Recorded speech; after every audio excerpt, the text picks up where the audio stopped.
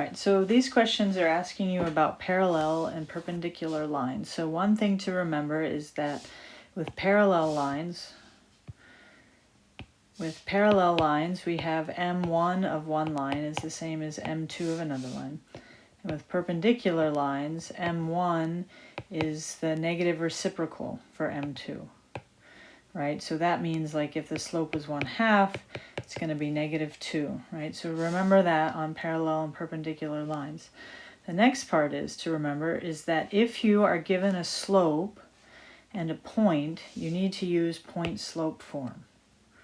Right, so point-slope form, the things that are going to stay in here is you got to have a y in your answer, and you got to have this x. So these things are going to these are going to eventually, point-slope form is going to turn into like up here where we have slope-intercept form, right? You can convert between the two forms.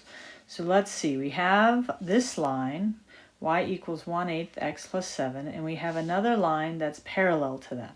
So that means that we need to take the slope from this line and we need to put it into slope-intercept form. And we're going to use the point that we're given, and the x is going to go into this x1 and the y is going to go into the y1. And we have to make sure that we remember that we have these negatives in the formula, and then we have to deal with these negatives here. So we said that this first y is staying, and now we're going to take this y value and we're going to put it in here. And we have the negative that's part of our formula, and we have the negative that's in the number. And we're not going to, we don't write like this, do we? We're going to change this right away to y plus 1. And I want to keep this blue because this is the blue y that we need to keep. That's going to be in our answer. All right, and then this equals, well, the slope we know. The slope was from the question. It's the exact same slope. And then this x is the x I need in my formula. And then again, I have to deal with this.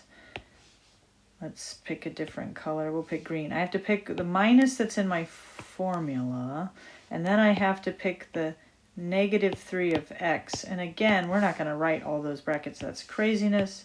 So the 1/8 is here. The x is what we need for the formula, and the minus is going to become +3. All right, now, if your answer is in point-slope form, you're finished. But if your answer is in slope-intercept form, then we can finish this problem by saying y plus 1. We're going to distribute this 1/8. So 1/8 x plus, let's see, there's a 1, so 3/8, right? I can't do anything else with that. And then if I need to, I can subtract the 1. And instead of writing -1, because when I have fractions, I need the same denominator, I'm going to write it as 8/8 because now I can see that that's also 1 and I can actually do the subtraction. So y equals 1/8 x, and -3 minus 8 is -5/8. So this is if I needed the answer in slope-intercept form, and this is the answer if I needed it in point-slope form. All right, I hope this helps, and you can send me your work as your